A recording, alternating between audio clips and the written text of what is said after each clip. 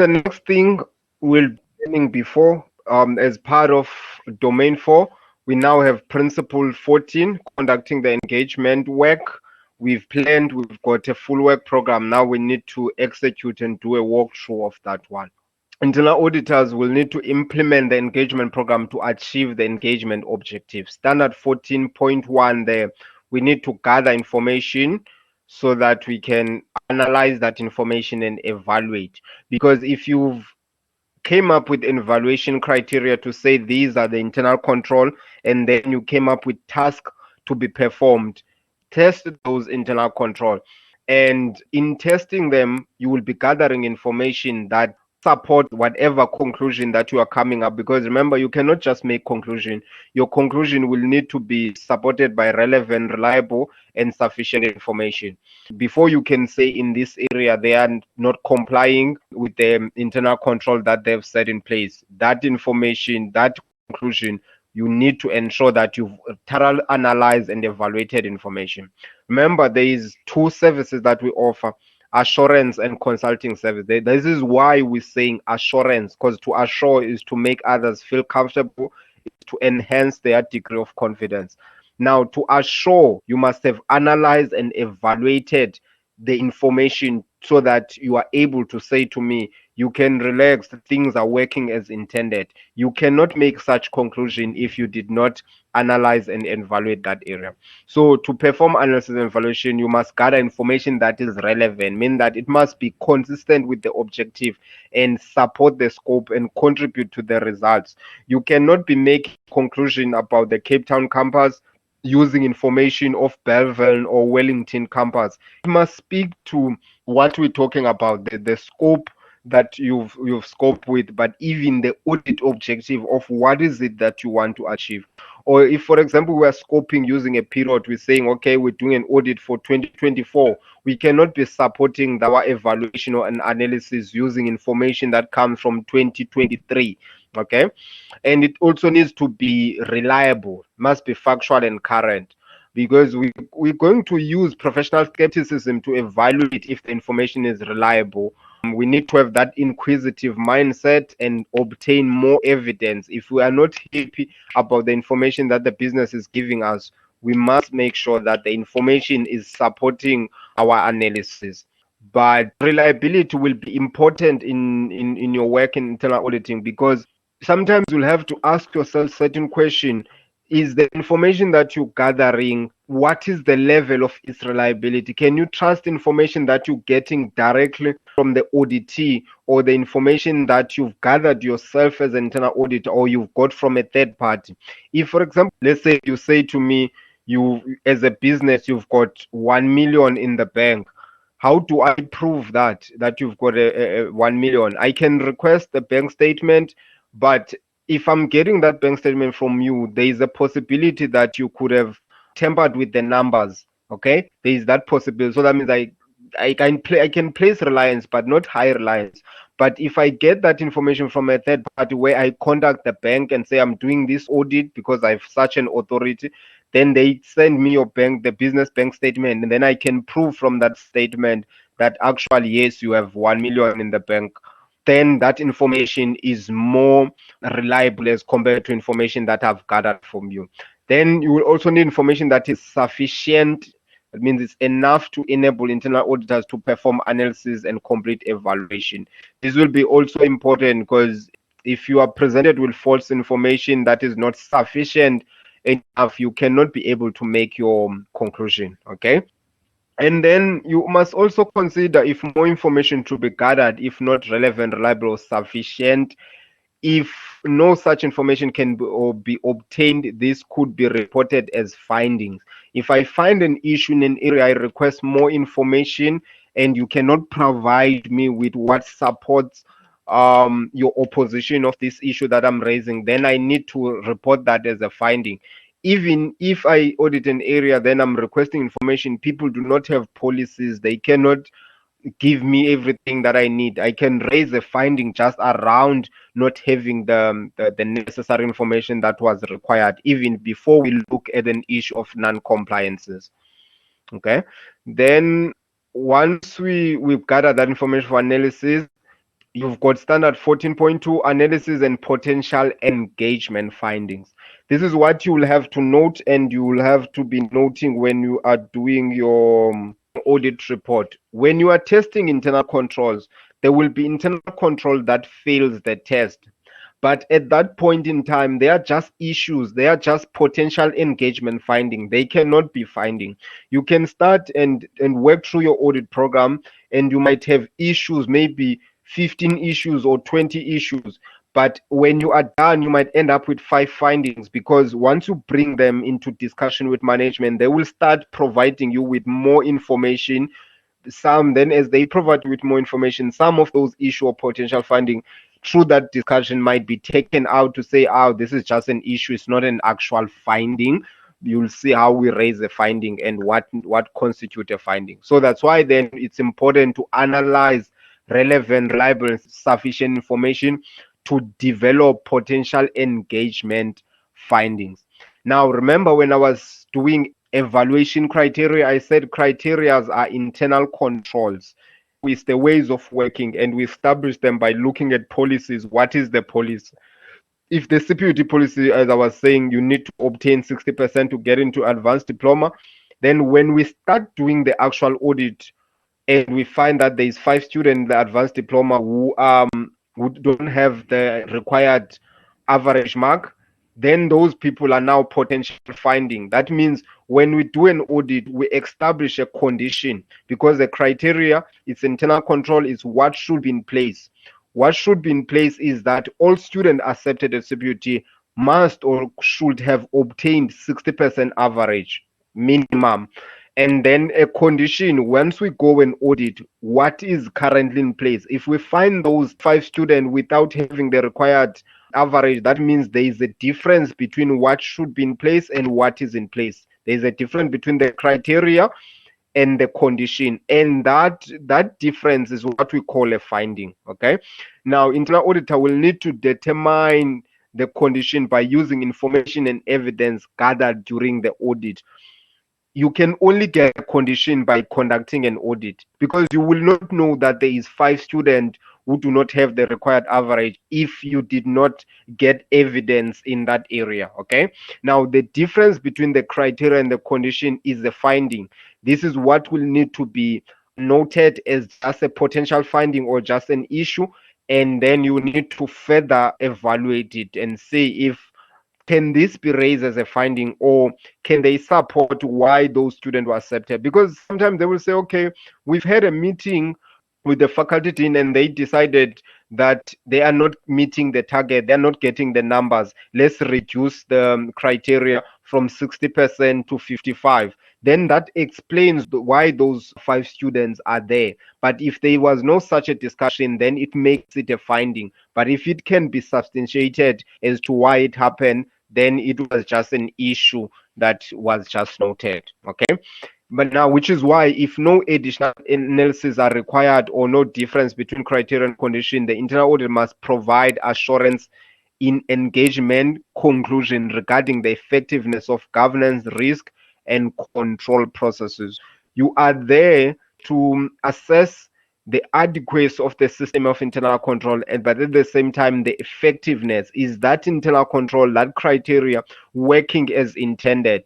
If then you don't need to support with more information, then you can make a conclusion, but that conclusion must be based on sufficient, reliable, and relevant information before you can say there is an issue here, or before you can say these internal control criteria are effective or they are adequately designed. Okay, so that will be important. Then if we go to standard 14.3, evaluation of finding. Now, internal auditor must evaluate each potential engagement finding to determine its significance. Not that, that's why I was saying some things will not make it into actual finding. They will stay just as potential findings. Now, once some of these issue or potential finding are not cannot be supported as to why they happen, that means there's issues of non-compliance or internal control are not working as intended, talking about their effectiveness. You need to be able to demonstrate the significance of these findings to the business, because if you just tell them that 5 students were accepted in the advanced diploma without meeting the required 60% average. So what? The university, for example, is going to ask, so what? How is that affecting us as a business? How can that be even fixed? So it's important to break that finding down into different components so that they can see its importance, so that they know if this condition is not closed, these are the things that can happen. So it's important then in that discussion to discuss with management to identify firstly the root cause. Your recommendation most time in an audit will be speaking to the root cause, because if you can cover or you can master root cause analysis and be able to look at things and identify the core cause of that or the culprit, then you are able to recommend things that will be addressing the root cause. Once you know the root cause, you need to determine what is the effect in the organization. If this is not closed, how can it impact the organization? That will include the significance of risk. Consider the likelihood and the impact that it will have in the organization. Okay. So you will see when you are doing a full audit finding, you will say, okay, this was my criteria. This is the condition. This is the cause, the root cause. This is the effect. Then from there, you can start recommending. Because imagine a situation, for example, okay, let's say the criteria is that the business needs to conduct bank reconciliations monthly, and then you find that for the past 6 months bank reconciliation were not conducted. That's the condition that you've established. What is causing that? There could be a lot of issues that is causing that, but if you do not get the right cause, you're going to recommend to say they must conduct bank reconciliations. But if you can evaluate with management into details as to what is causing that, then they start saying no, the employees are not able to conduct bank reconciliation because they are not trained in bank reconciliation, or we just change a system and they are not competent in the new system that we are using. Now that means your recommendation will be addressing that root cause, but not just saying they must do bank reconciliation, but maybe saying they should be sent on training, they should be upskilled in that system, or we can get an external person who is competent in that system to come and assist us in doing those bank reconciliation. Now, each finding will be prioritized based on its significance. So that's why there will be a methodology that will be used to say, okay, these are the important findings, because the reason they need to be prioritized, these findings will have recommendation as to how do we fix them. Those recommendations will raise action plans. Some action plans will need to be actioned and closed within a short period of time, while some we can afford to keep them a bit longer, or they will need require more resources to implement those recommendations. That's why you are using risk to say, okay, what's the impact in the organization? What is the likelihood of this happening? What will be the impact that it will have, so that you prioritize the high risk type of finding that you have, that if not closed, they can really expose the organization to high risk areas. Then standard 14.4, recommendations and action plan. Now, this is what I was just talking about now. These will need to be talking to your root cause, okay? You must determine whether to develop recommendation, request action plan from management, because you need to resolve the difference between the criteria and the condition. The difference from what should have been placed and what is in place needs to be resolved. You need to mitigate the identified risk to an acceptable level. Remember, when you're raising a finding, you said this is the cause and this is the effect it will have in the organization, and that effect is the risk.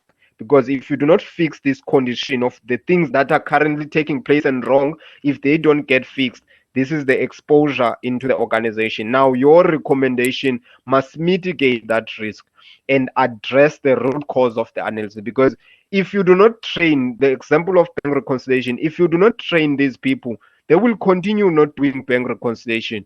Reason being, they will not automatically get competent in the system or get training. Your recommendation must address that root cause. Now, your recommendation must also enhance or improve the activity that are under review. Now, remember when we're talking about the engagement objectives, we said your objective, you can say, okay, you want to assess how risks are managed, okay? Then also look at the system of internal control. But the last one, you could be looking at a room for improvement and provide recommendations. That is you trying to enhance and improve the area that you are auditing, because part of the definition requires you to add value. You cannot just do an audit for the sake of auditing and just highlight things that are wrong. Add value, improve, enhance, because that's the purpose of internal auditing. Okay. Now, when developing your recommendation, you must have a discussion with management. You must have discussion so that you know what you are recommending is something that can be implemented and something that is applicable and can add value.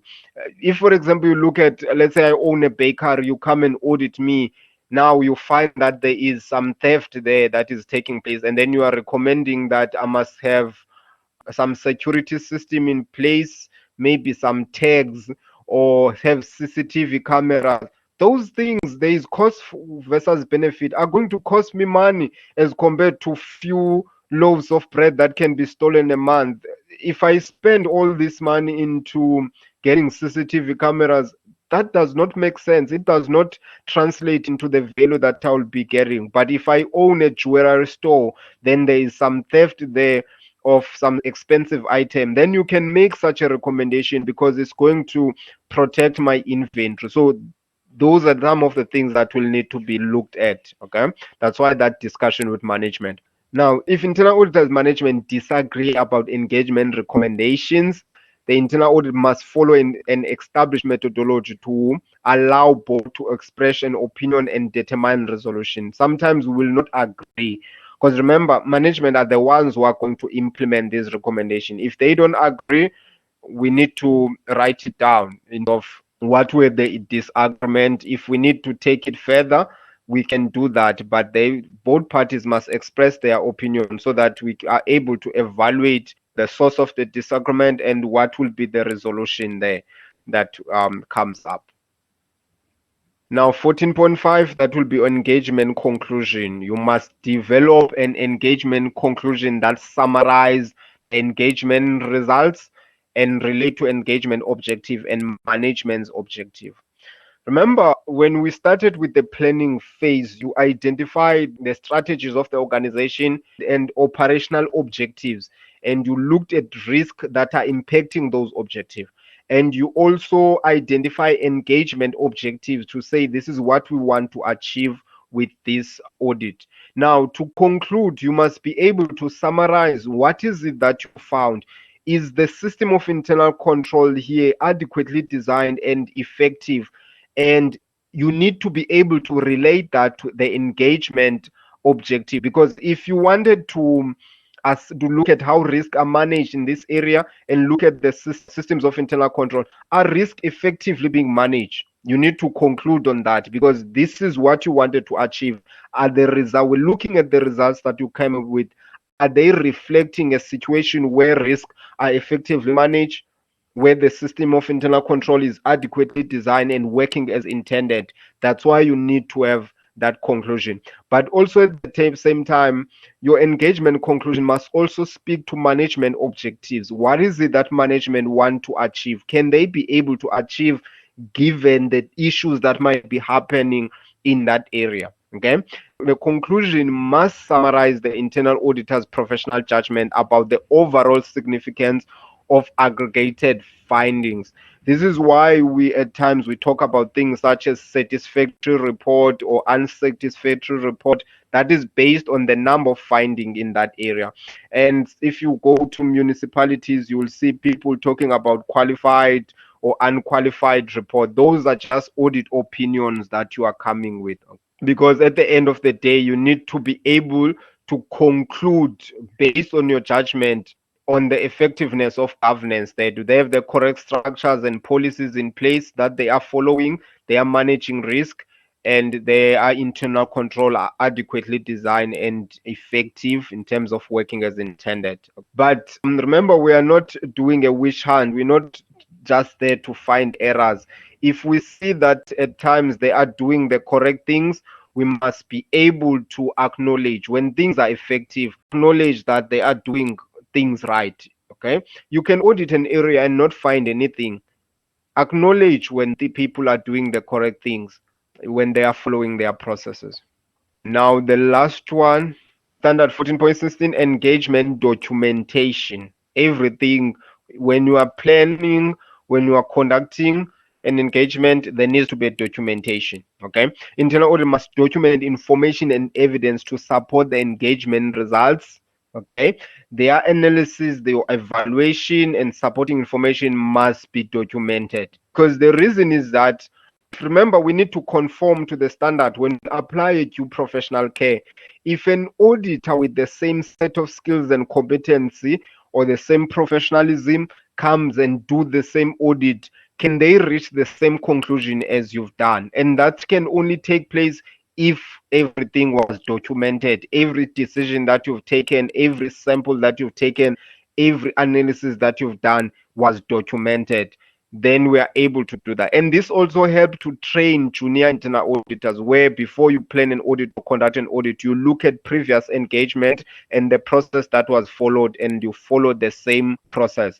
And even when we are doing internal and external assessment, they also use this report to see that you are conforming with the standards. The only way they can see is if you documented everything.